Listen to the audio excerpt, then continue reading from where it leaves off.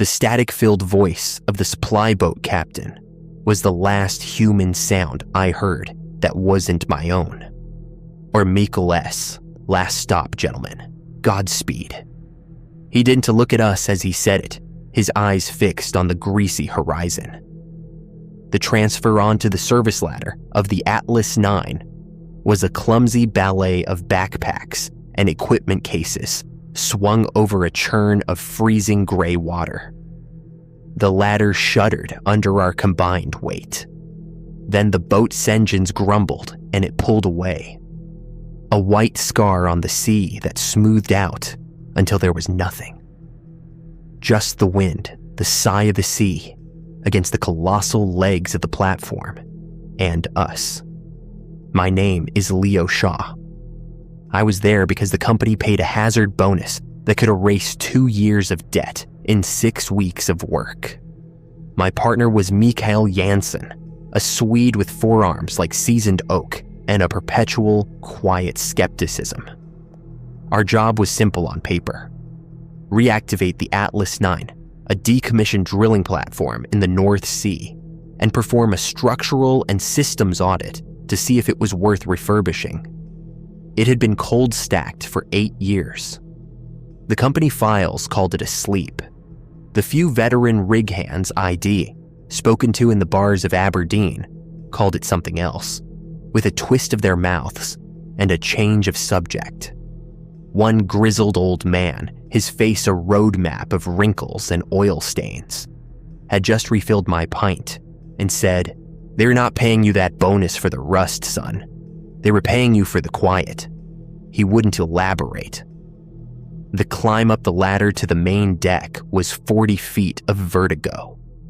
The platform was a metal city, a labyrinth of pipes, gantries, and modules, painted in faded industrial yellows and reds. Everything streaked with salt and rust. It groaned. Not a metaphor, a deep metallic complaint that vibrated up through the soles of our boots. A sound of metal stressed by years of wind and tide, or by something else shifting within. We found the Foreman S office in the operations module. The door was sealed with a modern combination lock, the numbers stark against the decay.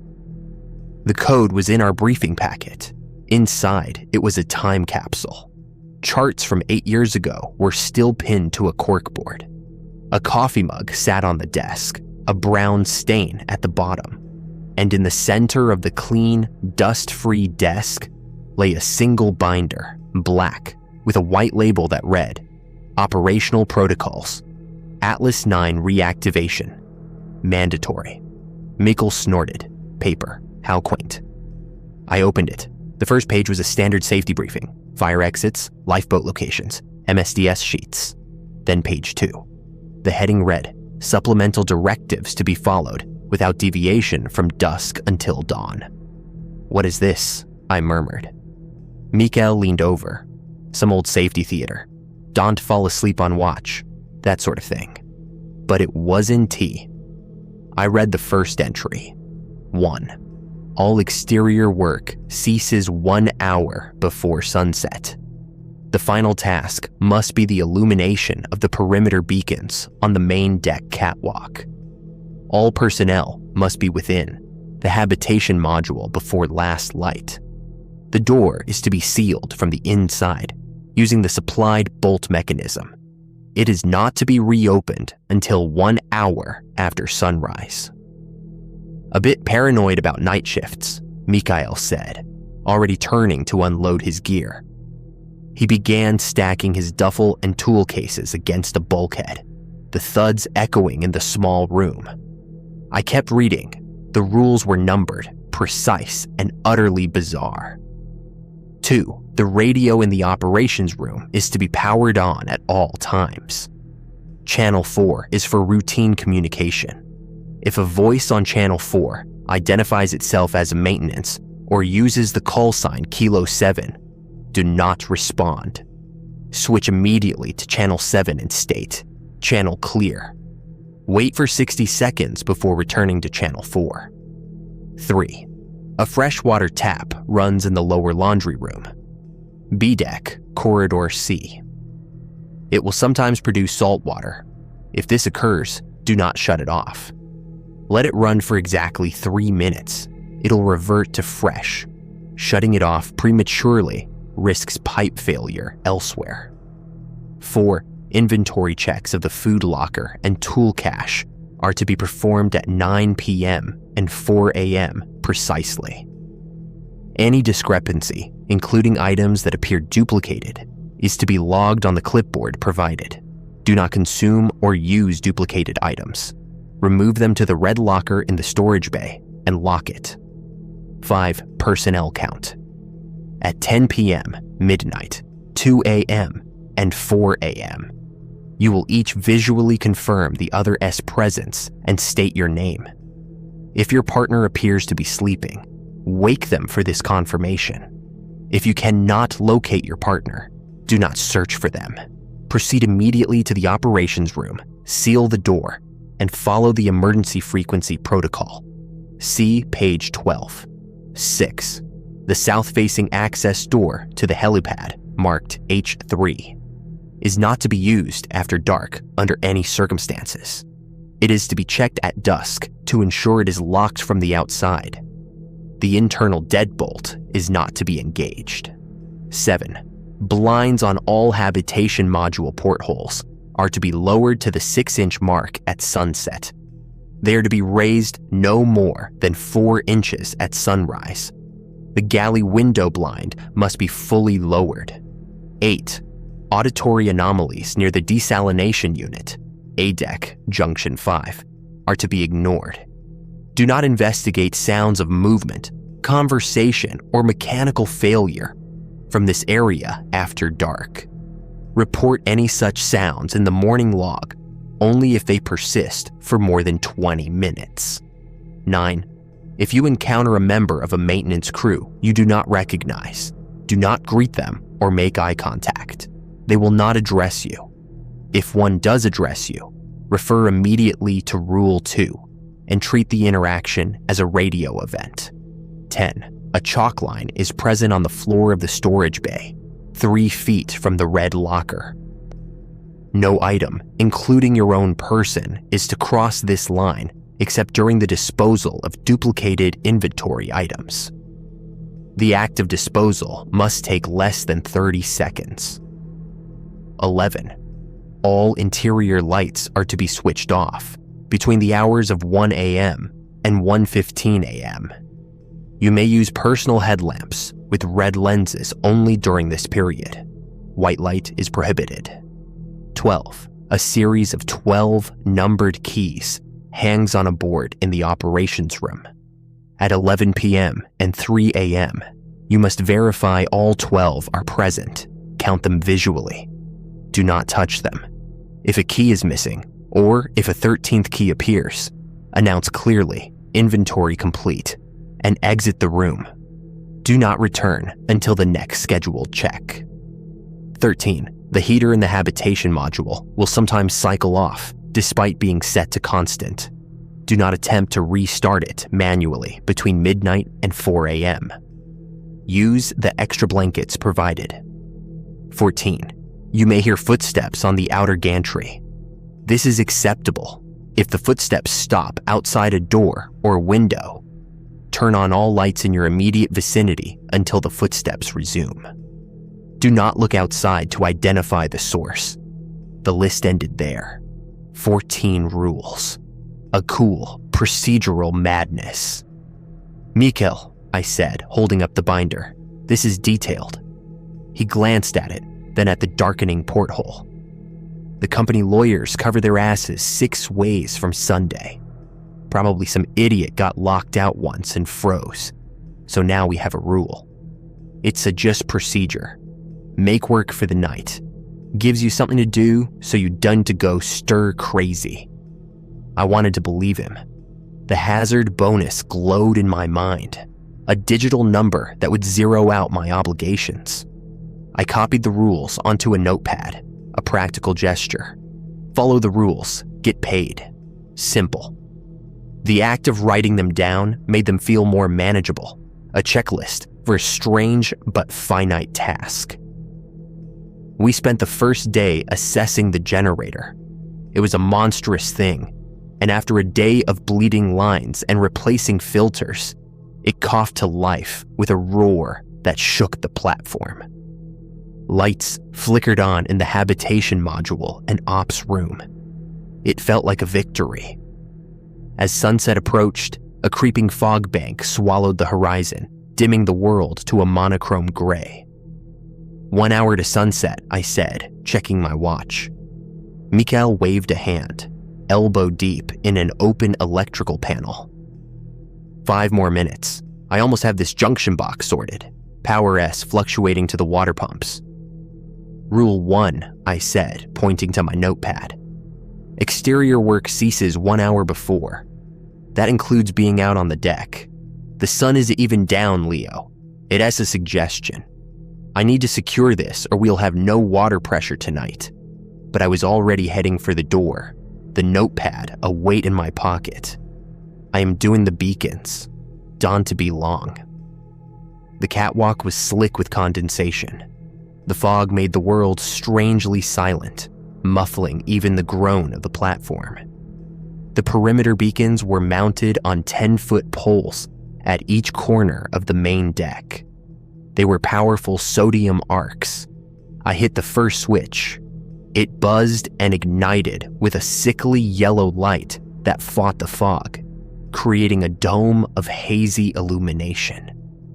The second beacon did the same. The third switch was stiff. I had to jiggle it, my breath pluming in the cold air. As it finally sparked to life, I looked over the railing toward the fourth and final beacon. The water was black and still, like oil. Something broke the surface 50 yards out. A smooth, dark curve. Too large for a seal, too slow for a whale. It was just a shape, an arc of wet darkness. It slid under without a sound, without a ripple, as if the sea itself had opened and closed. I stood frozen for a count of 5. Nothing reappeared. I hurried to the last beacon, threw the switch, and practically ran for the habitation module door.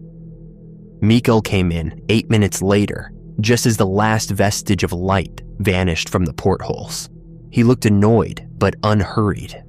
"Pump S stable," he announced. Together, we hauled the heavy inner door of the habitation module shut. It was a solid steel affair, with a rubber gasket around the frame. The bolt was a solid steel bar, 2 inches thick, that slid into a receiver in the floor and ceiling. It sealed with a definitive thunk that echoed in the sudden quiet. "See?" Mikhail said, wiping his hands on a rag. "Now we're in for the night. Cozy. Let's see what gourmet delights the freezer holds." The first scheduled rule was the 9 p.m. inventory. The food locker was a large, stainless steel closet off the galley, well stocked with tins and dehydrated packets. I called out items. Mikhail checked them off on the provided clipboard. His handwriting was a quick, slashing script. Beans, 12 tins. Stew, 8 tins. Coffee, 3 bags. Biscuits, 5 packets. Check, check, check, Mikhail droned, making marks. Pasta, 6 packets. Peach halves, 4 tins. "Wait," Mikhail said, looking up from the sheet. "Peach halves. Count again." I looked. 4 tins of Del Monte peaches sat on the shelf. 4. I have 5 marked on the sheet from last night's count. We stared at the shelf. There were 4 tins. The sheet clearly showed a tick next to peach halves. 5. A duplication error. I'd done the initial inventory myself after we'd stored our personal gear. I remembered counting them. I was sure of it. "Let me see the sheet," I said. He handed it over. The entry was in my own handwriting. I had written 5. I had ticked it. A cold worm of unease turned in my gut. Rule 4 was clear. Any discrepancy, including items that appear duplicated, is to be logged. "We log it," I said, my voice sounding too loud in the metallic silence of the module. It is a tin of peaches, Leo. Someone probably ate one yesterday and forgot to note it. We didn't eat any peaches. We had beef stew. The crew before us, 8 years ago maybe. He laughed, but it was thin, without humor. Fine. Be a bureaucrat. Log it. I took the clipboard and wrote in the discrepancy column, 9 p.m., inventory discrepancy. Food locker, peach halves, listed as 5, count is 4. 1 tin missing. I did not write what I was thinking, that the sheet from last night was in my own handwriting from our own count after we'd arrived, and I had definitely, absolutely counted 5 tins. The tool cache was in a locker in the storage bay. It was normal. 12 adjustable wrenches, 6 screwdrivers, 3 hammers, 2 pipe wrenches, a full set of socket heads, all present and accounted for. We initialed the sheet. Then came the red locker. It was in the corner of the storage bay, about the size of a small fridge, painted a faded safety red. The chalk line on the floor 3 feet from it was bright white, freshly touched up. I unlocked it with the key on the ring from the ops room. The interior smelled of stale rust and something else, sweet and faintly rotten, like fruit left too long in a damp basement. The light was poor, but I could see there was already something in there. A single oil-stained work glove, left-handed, lying on the bottom. It looked old. I placed the clipboard on the floor inside, as per the procedure, which stated to leave the log inside the locker after each inventory. I closed the door quickly, the smell clinging to my nostrils, and locked it. The click of the lock was very final. The 10 p.m. personnel check was normal. We were both reading in our bunks. Mikael Janssen, he said, not looking up from his thriller. Leo Shaw, I replied. We had powered on the ops room radio as per Rule 2. Its hum was a background noise. At 10:17 p.m., a voice crackled through on Channel 4. Team to Kilo 7, approaching for structural inspection. Do you copy? The voice was calm, professional, slightly distorted by distance or interference. My hand went to the microphone on the desk. Mikael looked up from his book, his eyebrows raised. Kilo 7, I whispered. That was the call sign from Rule 2. I reached over and switched the channel selector from 4 to 7. The static changed pitch, becoming a slightly higher, thinner hiss. I keyed the mic, channel clear. I held the mic for a second, then released. We waited. The only sound was the hiss from the speaker and the low groan of the platform. I watched the second hand on the wall clock sweep its circle. 1 minute is a long time in silence when you are waiting for a voice that should not come back. After exactly 60 seconds, I switched back to Channel 4. Only the hiss of the sea, the empty carrier wave. See, Mikael said, going back to his book, probably a fishing boat on the wrong frequency, or an echo from a platform 50 miles away. The North Sea is noisy with radio. It used the call sign, I said, my hand still on the channel selector, the one in the rules. Coincidence. There are only so many call signs. Kilo 7 is probably in the Company's old directory. He turned a page. Don T let the spooky list get in your head, Leo. That's what it is for. It makes you jump at shadows, so you don't to do something actually stupid, like fall off the deck. I wanted to believe his easy explanation. It was sane. It was logical. But the voice had been so clear, so present, and the missing tin of peaches sat in my mind, a small, hard stone of wrongness. I didn't sleep well. The platform's groans were not constant. They came in cycles, a deep crack, followed by a series of pops and creaks, like a giant settling into a chair. At midnight, we did the check again. Mikael Janssen, Leo Shaw. At 2 a.m., I woke Mikhail. He grumbled, but said his name. I said mine. The routine was becoming ingrained. At 4 a.m., we did the final night check and another inventory. The food locker was normal, no further discrepancies. The tool cache was a different story. We had 12 adjustable wrenches.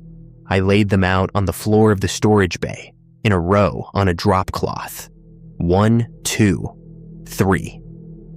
I counted them out loud to 11, 12. I checked the log. We had started with 12. I had counted 12 last time. But as I went to put them back in their rack, my eye caught a marking. Each wrench had a small, company-issue serial number etched on the handle. I hadn't recorded them before. The log just said adjustable wrenches 12. On a whim, I decided to record the serials now, thinking it would be good data for the asset report. I read them aloud as Mikhail watched, arms crossed, leaning against the doorframe. W8871, W8872, W883. I went down the line. W81, W882. I stopped. I looked at the wrenches, then at my list. I counted the serials on my notepad. There were 12 numbers written down, but the sequence was wrong. I had 2 wrenches with the number W8873. I had 2 with W8874. The numbers W8879 and W8880 were not present at all. My blood went cold. I picked up the 2 wrenches marked W8A73. They were identical in make, model, wear, but they were 2 distinct physical objects. I held one in each hand. They had the same grime in the same crevices. Impossible, Mikhail breathed, his skepticism finally cracking. He came over and took one from me, peering at the etching. Stamping error. Has to be. 2 wrenches got the same number at the factory. 2 wrenches? I said, my voice tight. Look, I pointed to my list. We're missing 8879 and 88880. We have 2 8873s and 2 88874s. That's 4 wrenches with 2 serial numbers between them. A factory didn't stamp 4 wrenches wrong and also failed to stamp 2 others. This set is compromised. Rule 4. Do not use duplicated items. Remove them to the red locker. Mikhail stared at the tools, his practical mind fighting the evidence. So we follow the rule, he said, his tone conceding nothing. We put the duplicates in the creepy locker. It's still just a procedure for faulty equipment, but his face had lost its easy confidence. He helped me separate the tools. We had 10 legitimate, unique wrenches, and 2 duplicates, the extra W8873 and the extra W8874.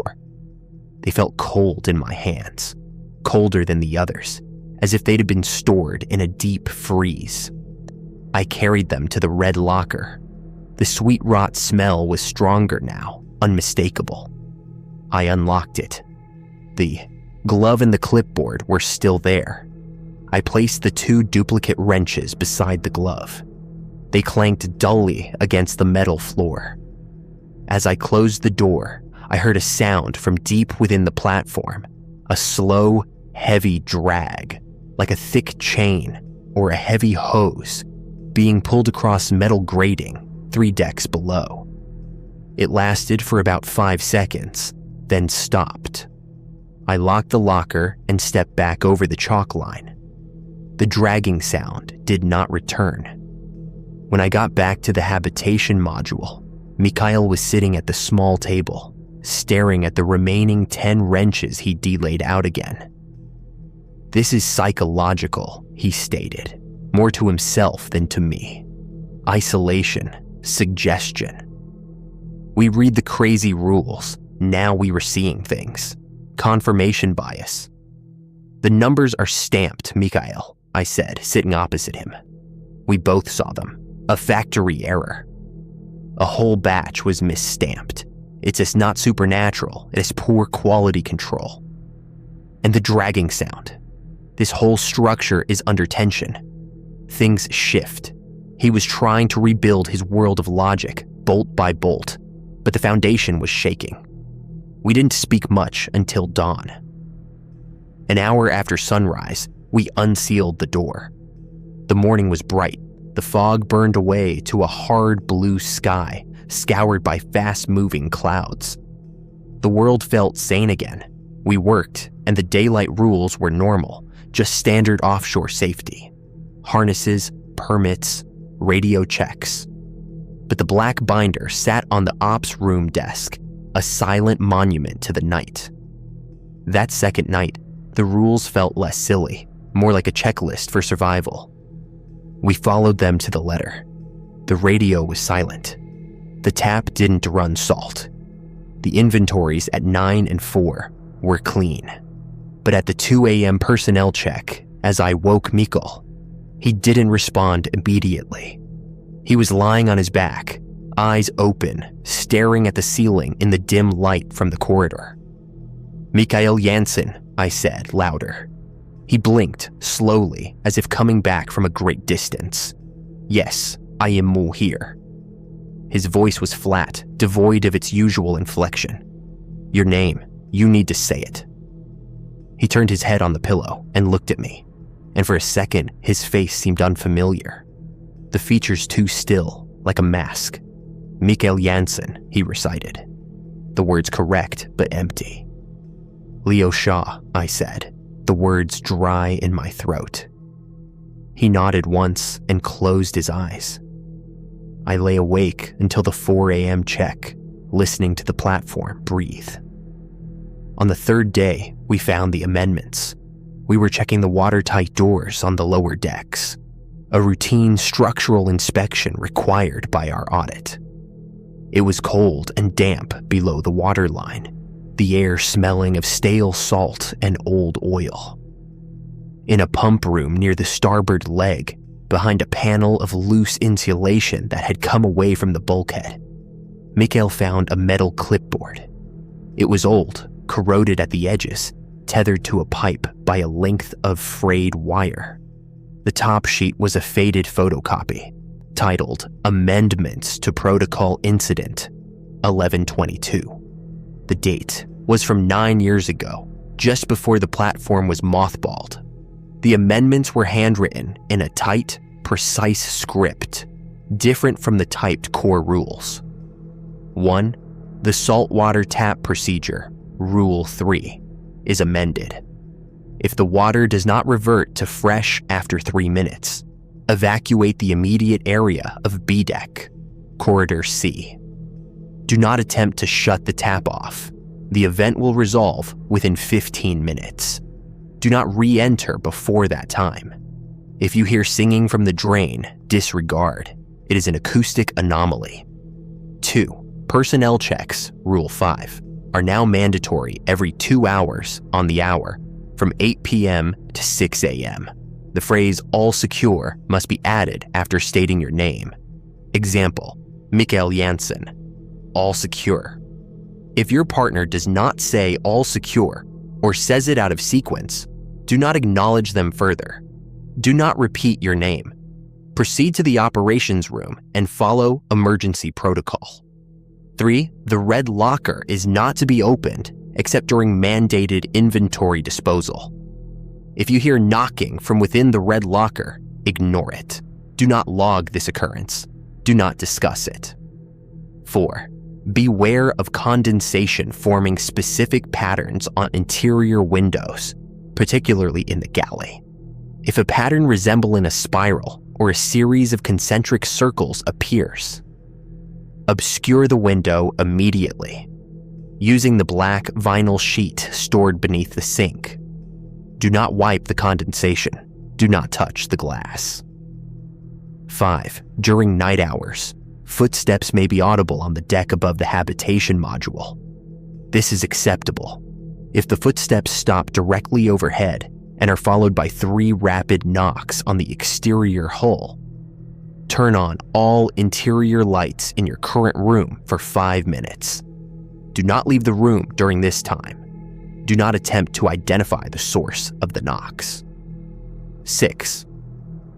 The maintenance voice on Channel 4 may attempt to use personal names or refer to shared memories not found in company records. This is a known tactic. compliance with Rule 2, switch to Channel 7, channel clear, is still required. Under no circumstances engage in conversation, even to deny the memory. 7. The heater, Rule 13, may emit a low whistling sound when it cycles off. This is normal. If the whistling resolves into a recognizable tune, put on noise-canceling headphones until it stops. Do not hum along. 8. If you see a figure standing on the helipad, visible from the south porthole in the ops room, between the hours of 1 a.m. and 4 a.m., lower the blind on that porthole.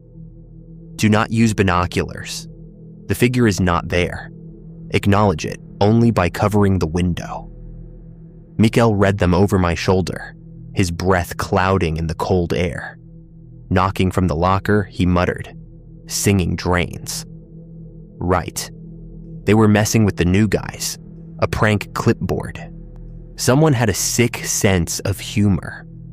But the paper was old. The ink faded to a dull blue.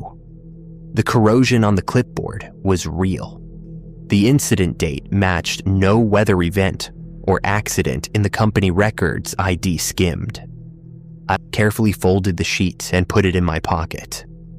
I added the amendments to my notepad, integrating them with the core rules.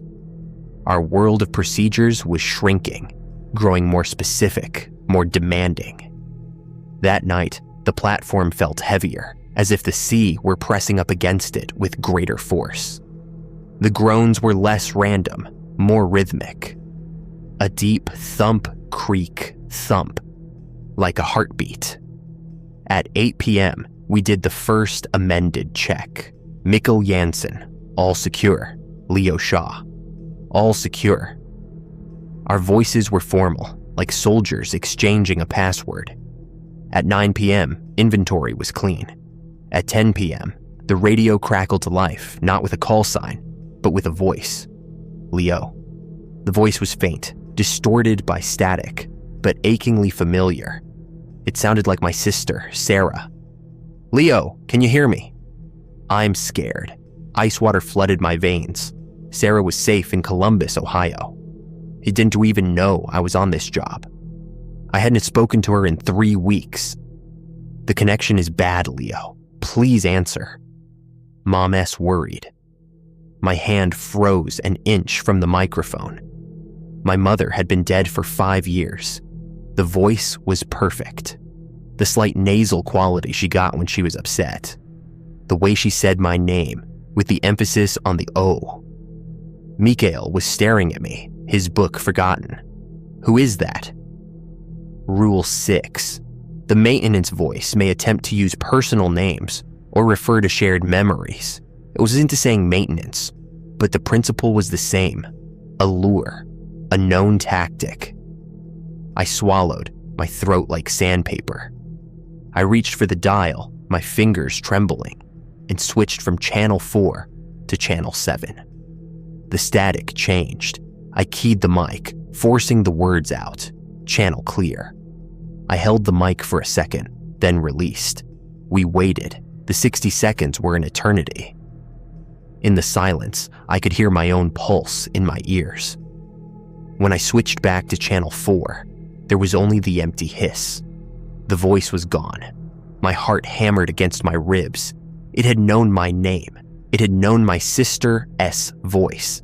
It had known a detail my mother's worry that was a knife twist of personal history. This was beyond fishing boats and factory errors. Mikkel's face was pale. "Was that your family?" "It wasn't anyone," I said. The rule solid in my mind, a lifeline in a roaring sea. It was nothing. A recording, an echo. I didn't believe it, but saying it made it momentarily true. At midnight, the footsteps began. They were on the deck above, a slow, measured tread. Crunch, crunch, crunch on the non-slip coating. They made a full circuit, from starboard to port, then back again. Just as the amendment described.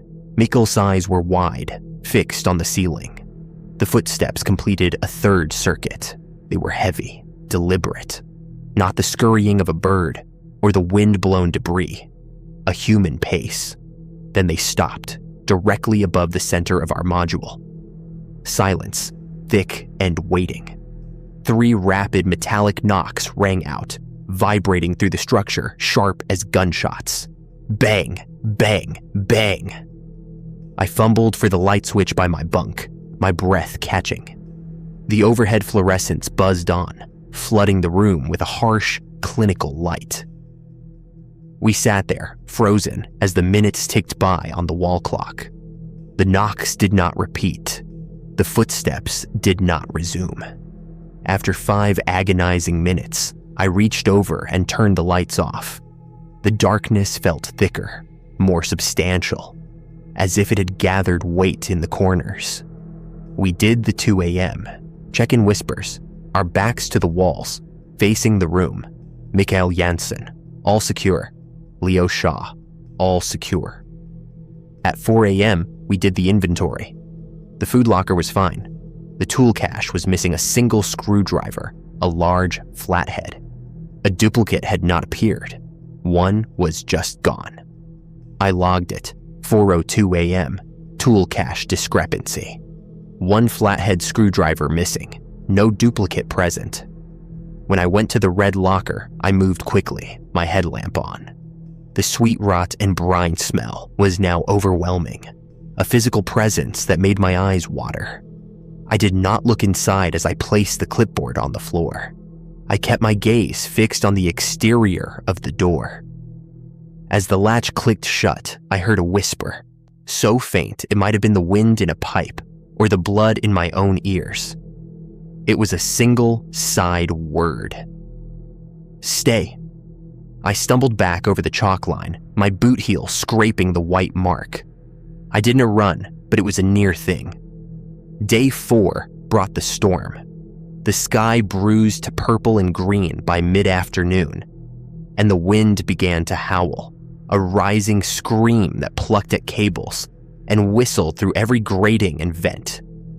The sea transformed from a sluggish gray plain to a raging foam-topped chaos, waves beginning to slam against the legs with shuddering impacts. By dusk, the platform was swaying with a deep, unsettling motion, felt in the gut. Rain and spray lashed the windows like birdshot. We'll have to skip the perimeter beacons, Mikael yelled over the wind as we secured the last of the external gear, tying down loose grating with cable ties. We can go out on that catwalk. The wind will hit 100 knots. It'll peel us off. Rule 1 was absolute. The final task must be the illumination of the perimeter beacons.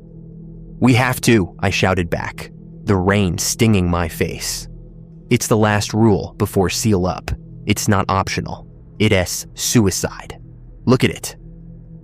He gestured at the catwalk, already slick and shuddering. A wave exploded against a leg 20 yards away, sending a wall of white spray across the deck. The binder. I ran to the ops room, flipping pages as the storm screamed outside. In the back, on a page I'd missed, was a subsection. Emergency protocols. Weather-related lockdown. 1. In the event of storm conditions preventing safe beacon activation, an interior ritual must be performed. All internal lights in the operations module and habitation module must be turned off. Using the handheld UV lamp from the emergency locker, located beneath the radio desk, shine the light in sequence. Once on the north wall porthole, twice on the south wall porthole, and 3 times on the floor drain in the galley. The entire sequence must be completed within the 60 seconds before official sunset. Accuracy and timing are critical. 2. Following the ritual, seal the habitation module as per rule. 1. Expect increased auditory activity. Adherence to all other rules is paramount. 3. The storm may cause power fluctuations. If the main generator fails, the backup will engage automatically. If both fail, you must reach the emergency battery bank in the utility closet, A deck, corridor B. within 4 minutes. There's a hand crank radio there. Follow the instructions on its side. Do not use flashlight beams near windows or portholes during a blackout. Light attracts attention. 4. If standing water accumulates inside any compartment to a depth greater than 1 inch, do not attempt to pump or mop it. Mark the perimeter with the yellow hazard tape from the storage bay and avoid the area until daylight. 5. The storm may mimic voices within the wind. These are to be treated as Rule 2.6 violations. Do not acknowledge. If you feel compelled to answer, put on the noise-canceling headphones and focus on a manual task, such as inventory counting or reciting the rules in order. I showed it to Mikkel. We do this instead. It S in the book. It S to the storm procedure.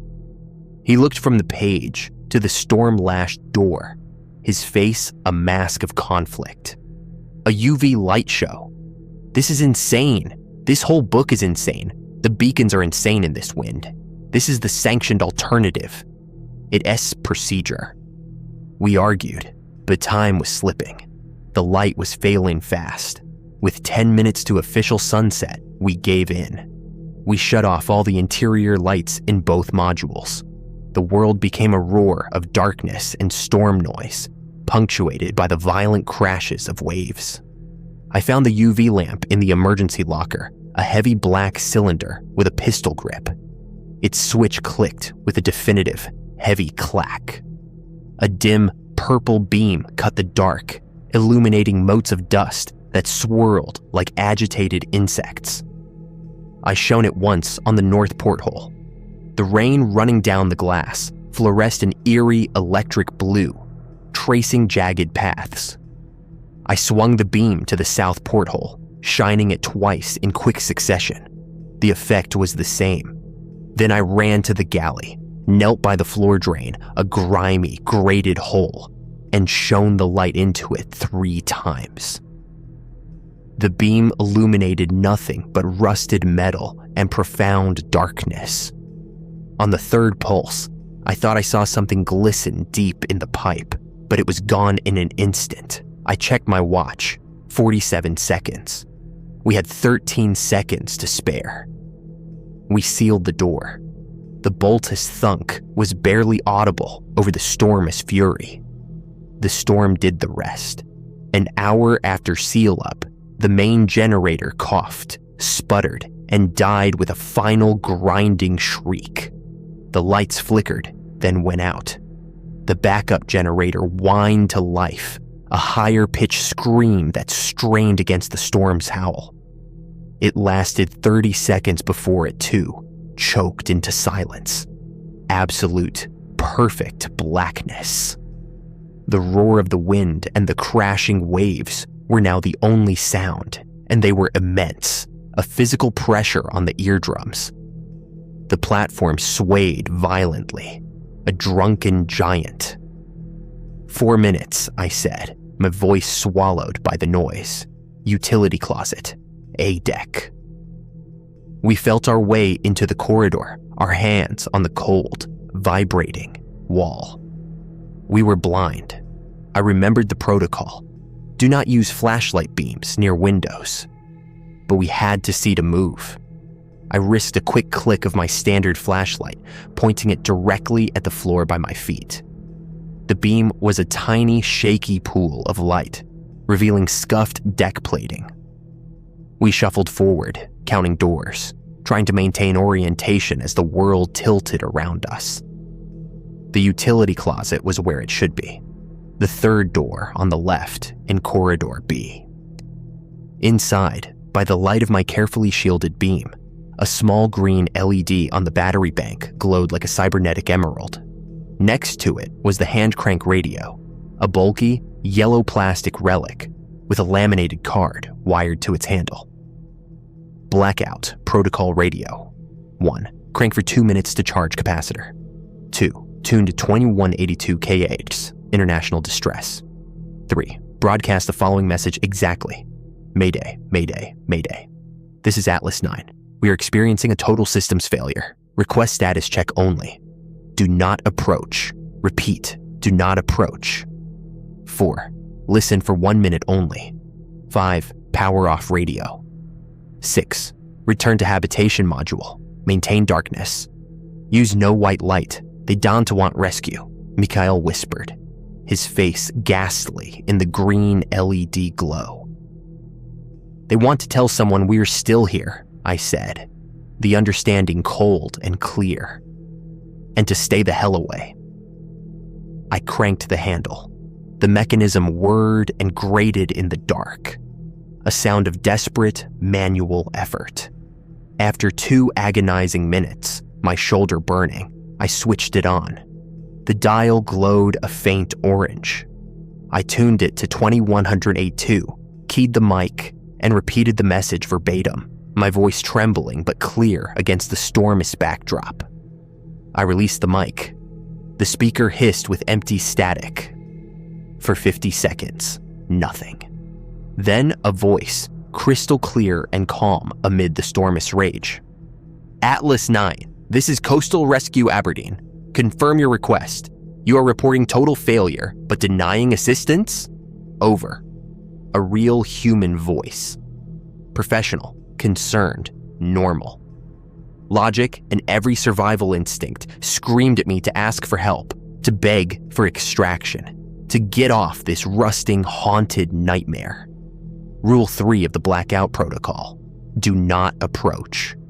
The amendment about the voice using tactics.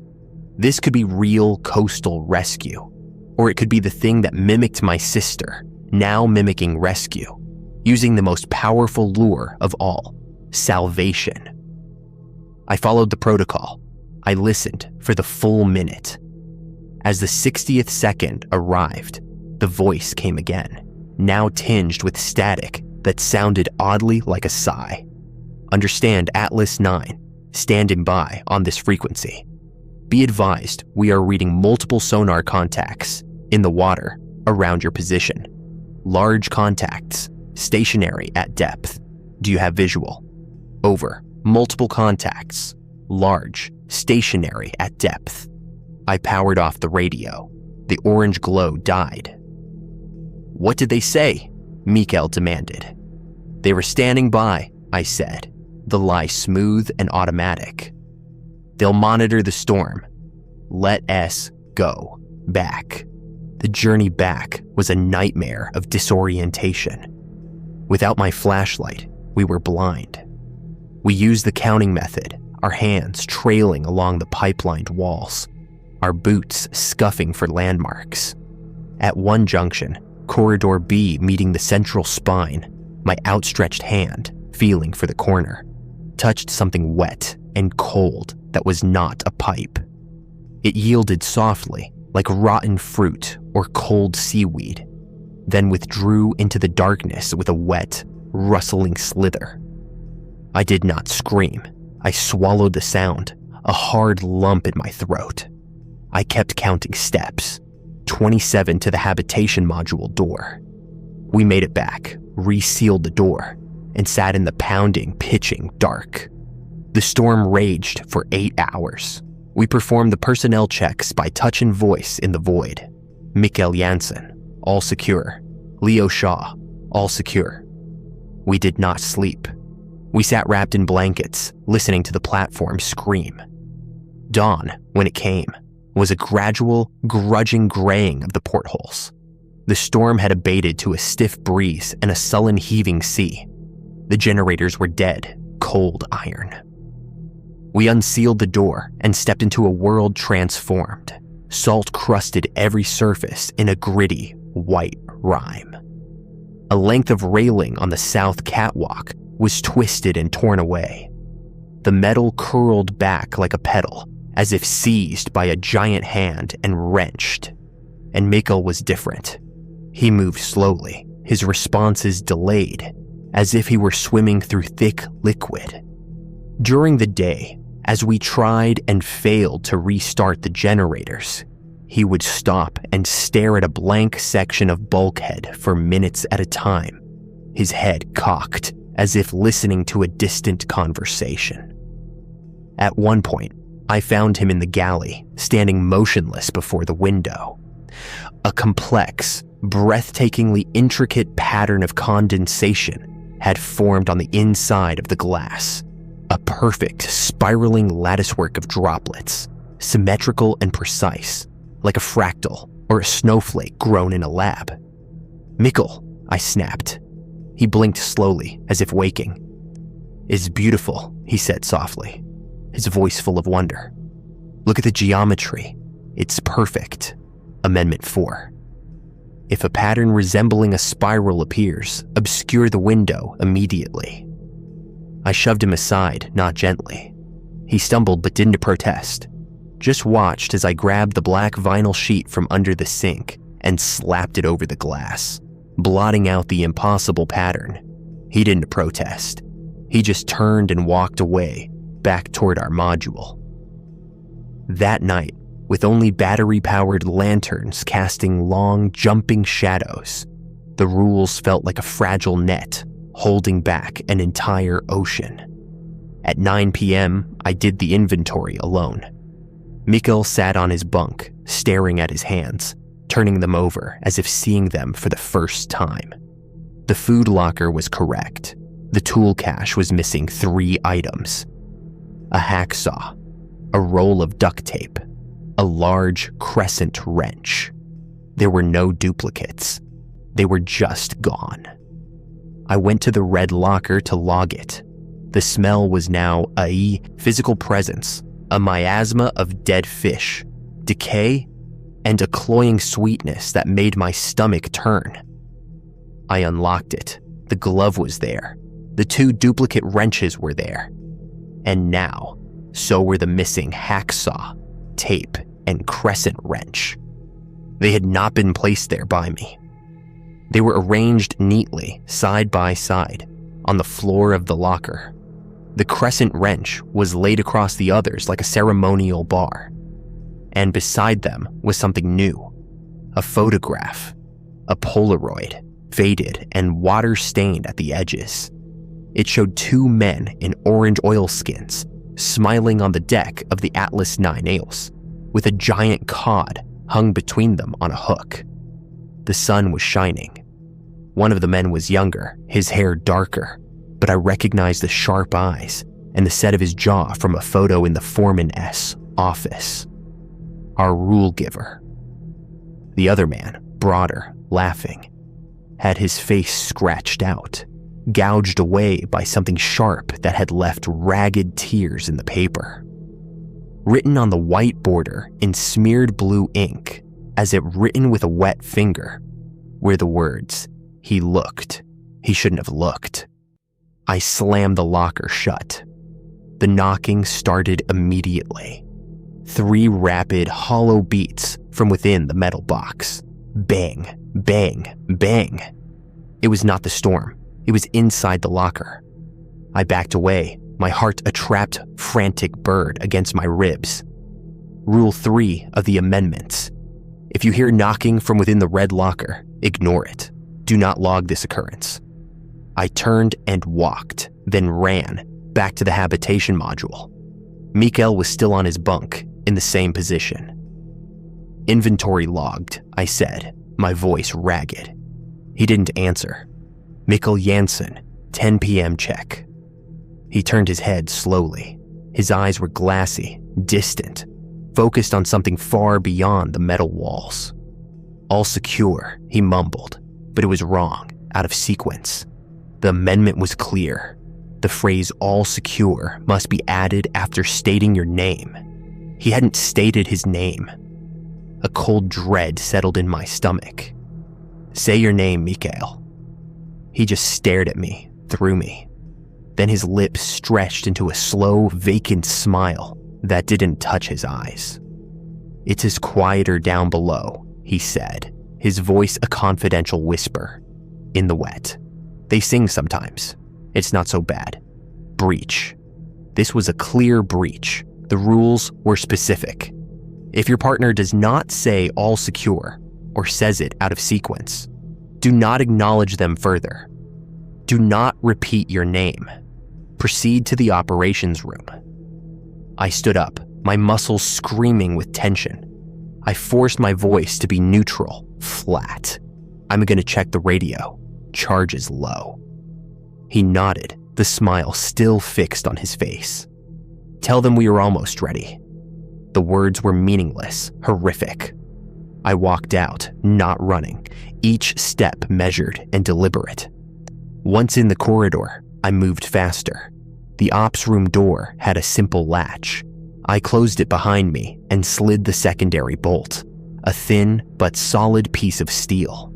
It wasn't much, but it was a barrier. The handheld radio was on the desk, its battery indicator blinking red. I switched to channel 7, my fingers numb with more than cold. Channel clear, I whispered to the empty room. From the habitation module down the hall, I heard a door open. Slow, shuffling footsteps. They moved past the ops room, heading toward the interior stairs, heading down into the belly of the platform. I waited the 60 seconds, switched back to channel 4. Static. Then Mikola's voice, faint and distorted, came through the speaker. He was on a different radio, somewhere in the bowels of the platform. Leo, I found the problem with the generator. It's simple. You need to come see. Just come down to the pump room, the one where we found the clipboard.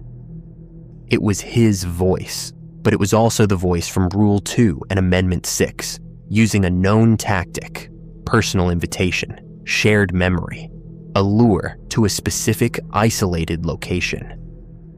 I keyed the mic, my hand steady now, governed by procedure. Mikkel Jansen, state your name and say, all secure. The radio hissed, a long, wet, static crackle. Then his voice again, closer now, as if he were whispering into the mic. It's so much simpler down here, Leo. No rules, just the dark and the deep. Come down, see for yourself.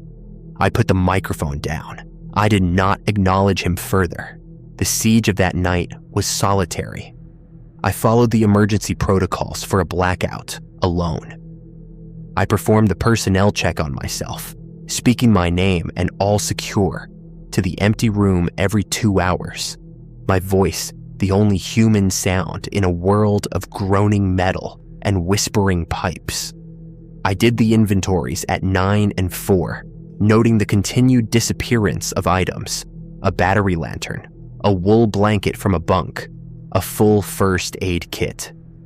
Each time I logged it and knew with cold certainty they would be in the red locker, arranged neatly with the other offerings. The platform was no longer just groaning, it was breathing. A slow, deep inhalation, a creaking suction sound from deep below, followed by a long, sighing exhalation that made the vents tremble, synchronized with the surge of the sea against the legs. And in the pauses between, I heard other things. The wet dragging, closer now, sometimes just on the other side of the ops room door. A low, resonant hum that was not machinery. A sound that vibrated in my teeth. And once, a clear melodic whistling from the ventilation shaft above my head. A tune I remembered my grandfather whistling when he worked in his garden. A folk tune I had never recorded or shared with anyone in my life. I put on the noise-canceling headphones until it stopped. I survived by becoming a machine of compliance. I counted seconds aloud. I measured my steps to the head and back, exactly 27 paces each way. I did not look out the portholes after dark, even when I heard the 3 knocks on the hull directly outside. I turned on all the ops room lights and waited 5 minutes. When a perfect spiral of condensation began to form on the inside of the ops room window, I covered it with my jacket, not touching the glass. I obeyed. The rules were my architecture, my only reality. Dawn, when it finally bled into the sky, was the color of old bruises and tarnished silver. I waited the full hour after sunrise before unsealing the ops room door. The platform was silent, the sea calm. The habitation module was empty. Mikkel's bunk was neatly made, the blanket tucked in with hospital corners, as if he had never been there. His personal gear, his duffel bag, his books, his photos, was gone. I went to the red locker. I had to know. The smell was beyond description, a tidal wave of putrescence that made me gag. The locker was now full. Tools, clothing, personal items, including Mikkel's passport, a waterlogged thriller novel, and a photograph of a smiling blonde woman I assumed was his sister, all arranged with terrible, fastidious neatness. And at the back, the Polaroid was now pinned to the wall by a single, rusty screw driven into the metal. Both men in the photo were now faceless, their features gouged out. Written beneath it, in fresh, dark fluid that smelled of copper and salt, were the words, "They looked." I closed the locker. I did not lock it. The rules no longer applied to me in the same way. I was the only one left. I was the inheritor. I spent that day like a ghost moving through an iron cemetery. I managed to get one generator to sputter to life after hours of work, enough to power the ops room lights and the radio. The rest of the platform remained dark. The company radio scheduled a check-in at noon. When the call came, my voice was flat, professional, stripped of all affect. Atlas 9, this is home base. How's progress? Over. Progress is within parameters, I said, the phrase from the rules binder coming to my lips automatically. Encountered some weather. Minor equipment losses. One personnel injury requiring evacuation recommendation. Over. A pause. The voice on the other end was a man named Harris, whose face I'd never seen. Injury report? Over. Head injury, confusion, disorientation. Followed emergency medical protocol. He is stable, but requires shoreside evaluation. Request expedited extraction for personnel Janssen at next supply window. Over. Another, longer pause. I could almost hear the click of a keyboard, the consultation of a different manual, one not included in our briefing packets. Acknowledged, Atlas 9. Supply boat will divert in 72 hours. Can you hold until then? Over. Affirmative. Can hold. Over. Copy. Maintain protocol. Home base out. They didn't ask for details. They didn't question the vague report. They didn't offer a medevac helicopter. They knew. They'd heard a version of this before. The phrase, maintain protocol, was not a platitude. It was an order and a warning. The next 72 hours were a marathon of ritual, a solitary sacrament performed to keep the dark at bay.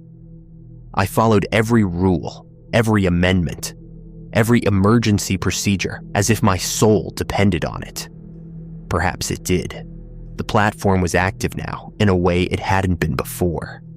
Shadows moved just outside the portholes, tall and indistinct, but they never quite crossed into the direct line of sight. The radio voice came every night, sometimes as Mikkel, sometimes as Sarah, once as my late father, asking me to come outside and fix a leak on the starboard leg. I switched channels. I said, channel clear. I waited. The knocking from the red locker became a constant, gentle tapping, like a fingernail idly drumming. I ignored it. I ate tasteless food from tins.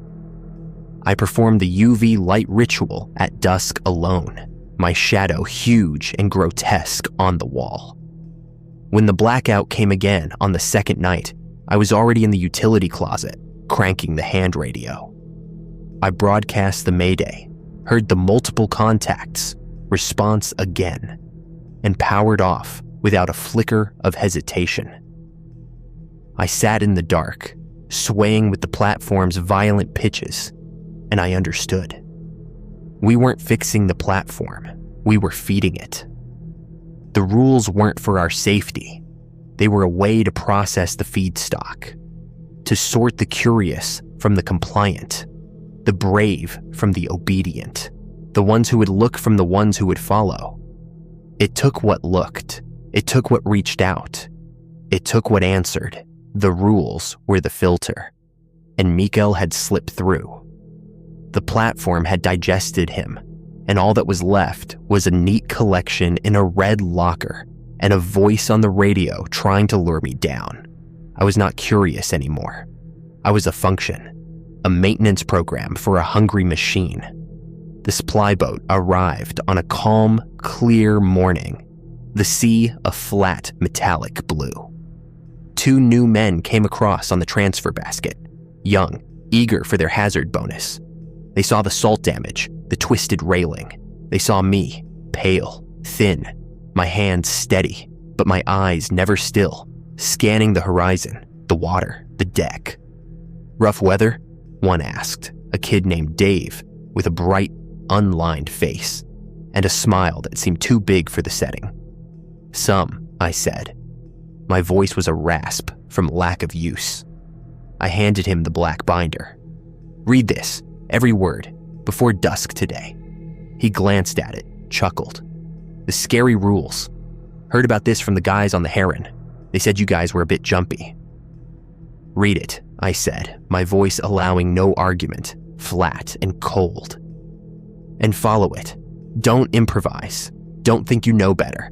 Don't try to be a hero." I pointed to my notepad, which I had recopied into a clean, precise list overnight, incorporating all core rules, amendments, and emergency protocols in sequence.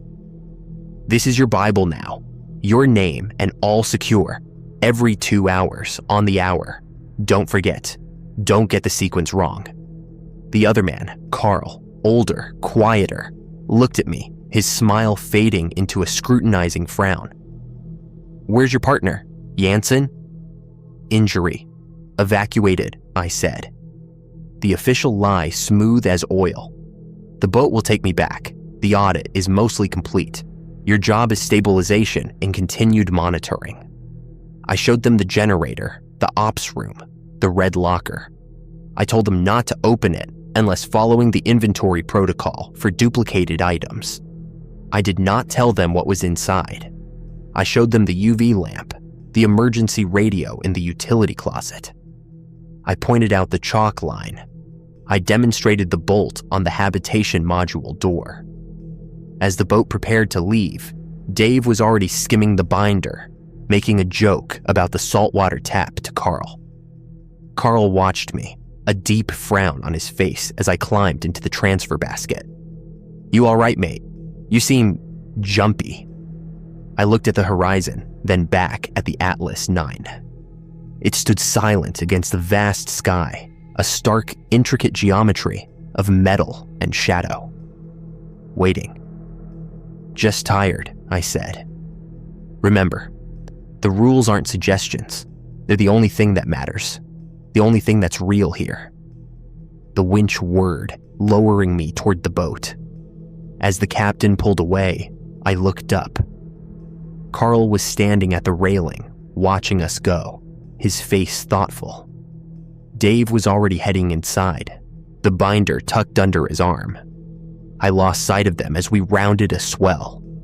The boat chugged toward the distant smudge of land. I sat on a crate on the deck, the sun warm on my face, the clean, cold sea air in my lungs. I should have felt relief, a uncoiling of the tension that had been my companion for days. I only felt a cold, precise vacancy, as if part of me had been left behind in that red locker, or had been scoured away by the wind and the rules. In my pocket was my notepad, the rules written in my own hand. I took it out, turned to a blank page at the back, and began to write again. I started with the core list, then the amendments, then the emergency protocols. I noted the exact time sunset would occur for the next week, calculated from the almanac. I described the sound of the knocking from the locker. I detailed the exact number of steps between key locations.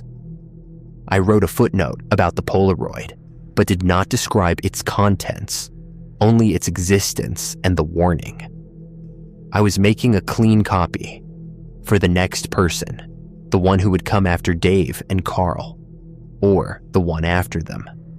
The baton had been passed to me, and now I was passing it on, adding my own observations to the chain. The boat captain, a grizzled man in a thick sweater, glanced back at me, saw me writing intently, and shook his head slowly before facing the horizon again.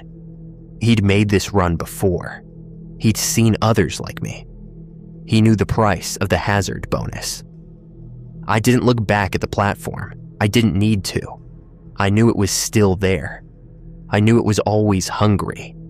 And I knew, with a certainty that was colder than the North Sea, that the rules were the only thing holding the dark at bay. They were the ritual that kept the quiet at a manageable level. And someone, someday, would forget to say their name. Someone would decide to look, and the platform would be waiting.